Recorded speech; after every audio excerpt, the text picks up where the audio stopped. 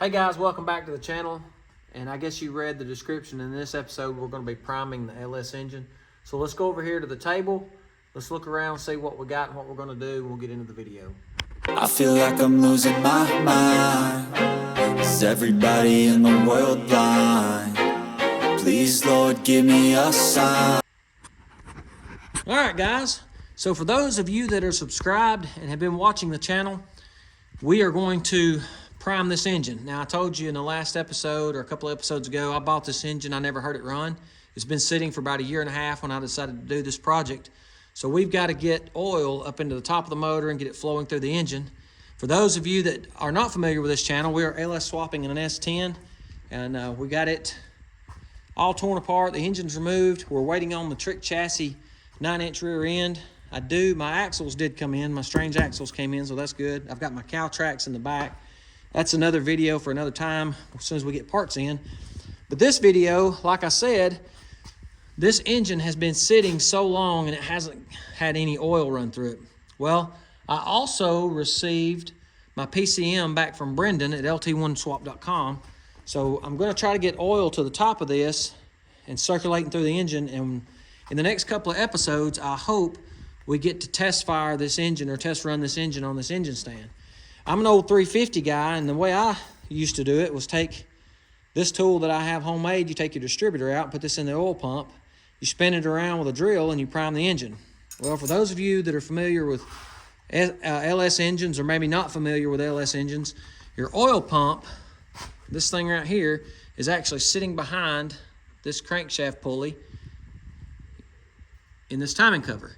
And as you can see, it slides over the crankshaft, so the only way to prime the engine is to turn the crankshaft. Well, I don't want to do that until we get oil up into the top of the engine. And the way we do that, I have seen guys on YouTube and the internet says you can take one of these pump-up sprayers and fill it with oil and pressurize it and you can plumb in oil to this port right here, which is actually inside the oil pump, and it will send oil through these galleys, through the oil pump, up through and into the rocker arms. So we're going to test that theory today, and I'll show you how we're going to do that.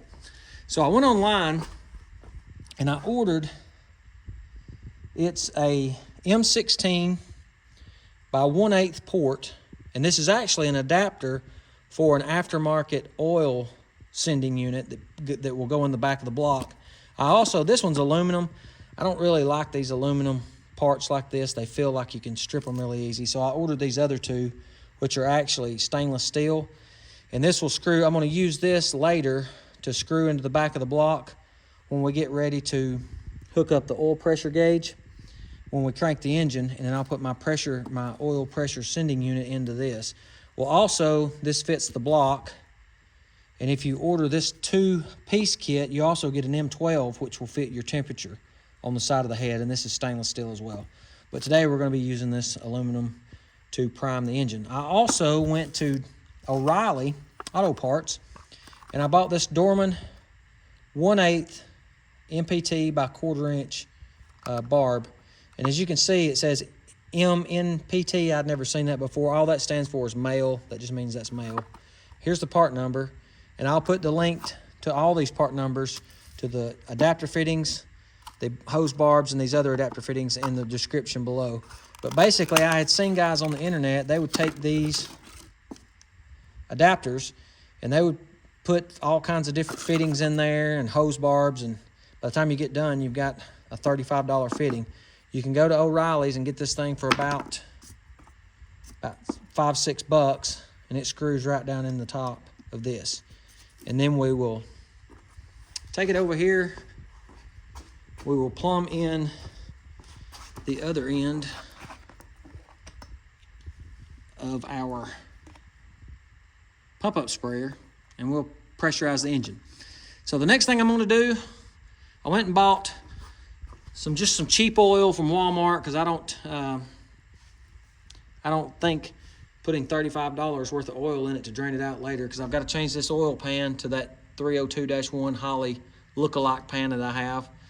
So I don't think putting expensive oil in it is going to be too smart of an idea. So I'm just going to run this cheap oil through it, probably crank it a couple of times. Then when we get ready to put it in the truck, we'll change it out with some good oil. So the first thing I'm gonna do is I'm gonna take this oil filter off. I'm gonna put this AC Delco filter on, drain the pan, take the valve cover gaskets off, or valve covers off. Then we're going to pull the oil pressure sending unit so that it will not have any pressure in the engine. And we will watch as oil comes out of here, and when it does, we'll put this back in and watch it come out of the rocker arms. If that will work. I've seen this online, I've never done it before. So stick around, let's get this oil drained and get it all hooked up, and I'll turn you back on and we'll see how long it takes to get oil to the top of these rocker arms. Stay tuned, guys.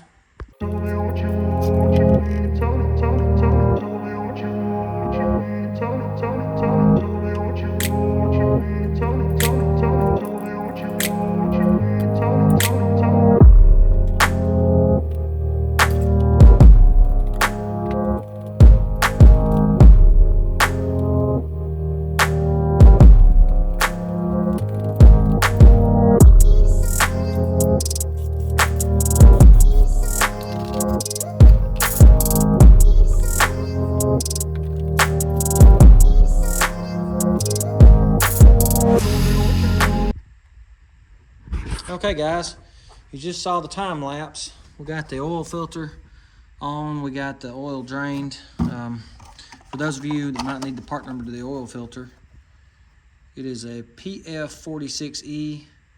And what is up, AC Delco? What is up with all that? Anyway, so we got the fitting on the engine going down to our pump up sprayer. This says round. I did clean this out, guys. It had Roundup in it, but I cleaned it out. Got my valve covers off. You can tell they're pretty dry. I got the oil sending unit out.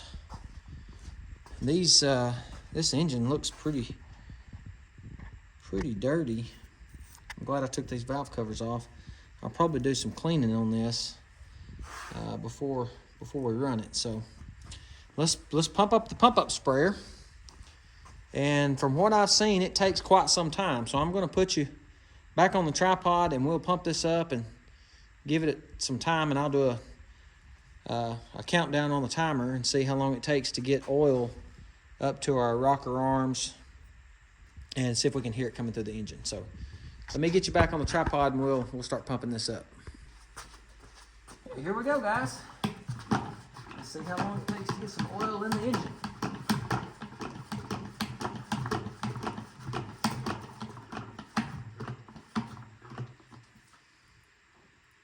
It is 5:25. I pre-filled the oil filter with oil before we got started, so it's 5:25, so let's see how long it takes to get oil up to the top. I think it's supposed to come out the back of where the oil pressure, the oil sending unit is at, so we'll see.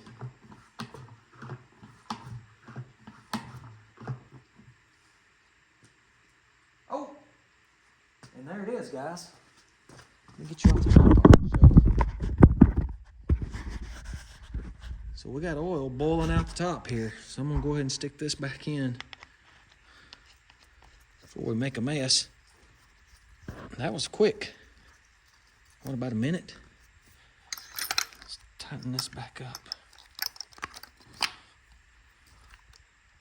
And I do have my 1/2-inch wrench here. I'm going to spin the motor over whenever we start getting some oil up to the rocker arms, and we'll turn it over 1/4 of a turn when it starts pumping oil up here. So now that we've got oil there, I guess I'll just hold you guys and see.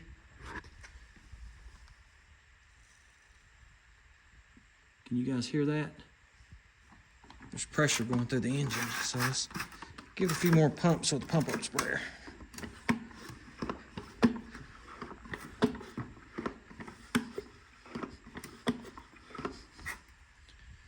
All right. See if we got any of the rocker arms starting to get oil. Go to the other side.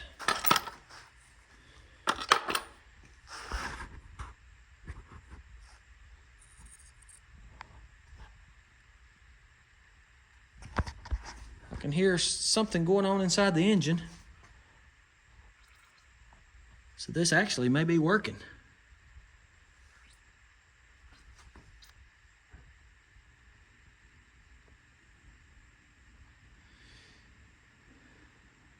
Okay, I'll speed it up, guys, and we'll see how long it took to get oil up here. So.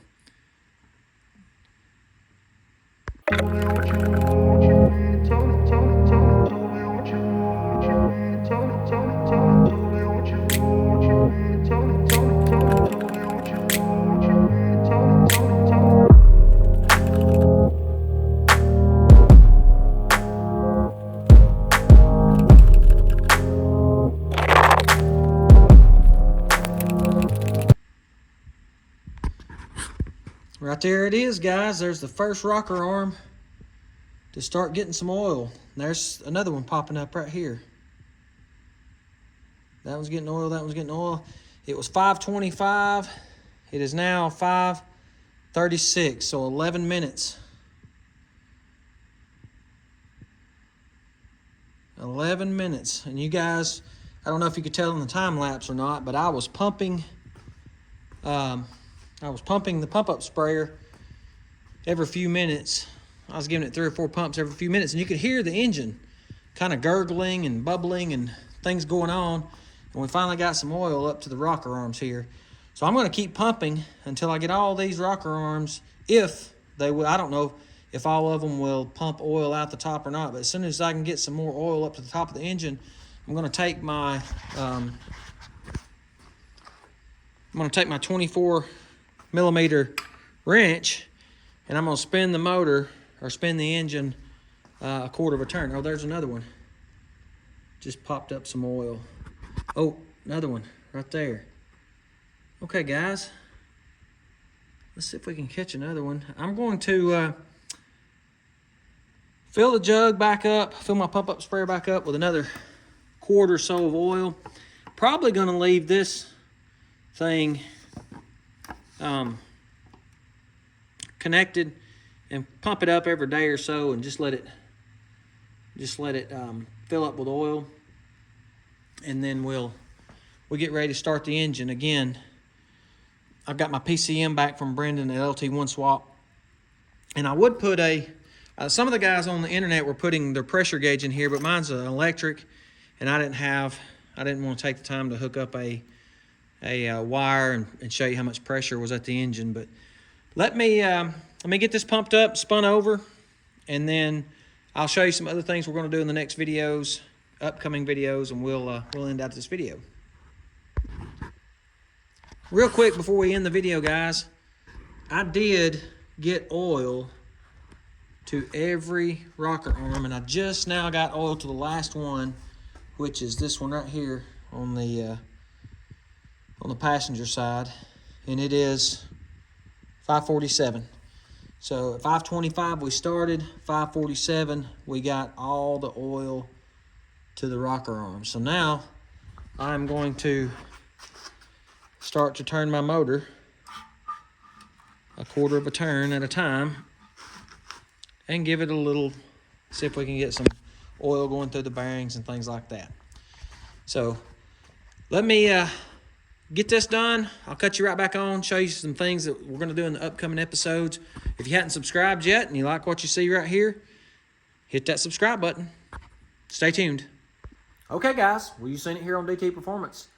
The pump-up sprayer to get oil to the top of the engine, to your rocker arms, to lube the engine up, it works. So it took me 22 minutes. I would pump every few minutes and give it a little more pressure, but 22 minutes is what it took me. So don't give up. If you try it, give it some time. You'll hear it start bubbling and fizzing inside the engine, and it'll finally come up to the top. So let me take you to the table, show you what's coming up in the next few episodes, and we will let you guys go. So if you've seen in my last few episodes, you saw where I put the Walbro 255 fuel pump and the tank assembly, the new fuel pump assembly in the S10 tank with the ICT billet, metric to 6AN fittings. If you haven't seen that, go back and watch that. And I've got all the part numbers to that stuff in there. But I have all of the parts that's going to take to pre-assemble my fuel system. My plan is to put all this together in the floor, crank the engine on the stand, and make sure all this stuff fits. You know, I'm going to measure it and make sure it all fits before I just start cutting hose. But I'll show you how to put these hoses together. It'll be a first time for me. You can join me. But in swapping over to the TBSS style intake, when you look at your LM7, or my LM7 actually has a pressure and a return line. This new style only has a pressure line, and what that's going to cause me to have to do is use one of these Corvette style fuel pressure filter / regulators. It regulates the pressure down to 58 psi. So you've got a line coming in from your tank, then you've got a line going back to your tank for a return, and then a pressure side going to your fuel rail. I opted for the Speedway motors because it has the fully brazed ends on it, or welded if you want to call them welded, and you can see there. You can buy kits that it comes with the ends that screw on to the fittings, and one of them presses in or snaps into this fuel pressure regulator, but I have seen guys that said those type leak. I don't want the leaks, so I went with this style. These are about twice the price. They are expensive. So that's why I went with it, because I didn't want any leaks. So before I plumb into this, I'm actually going to plumb in a 30 psi fuel pressure filter with my fuel line. We are going to swap this throttle body over to the truck throttle body. This is a drive-by-wire. I've got a drive-by cable. I'm going to use this adapter. It's a 4-bolt to 3-bolt adapter. And later we'll upgrade this to a better performing throttle body, but right now we're going to just use an adapter to do that. Brendan at lt1swap.com sent me back my PCM, removed the vats.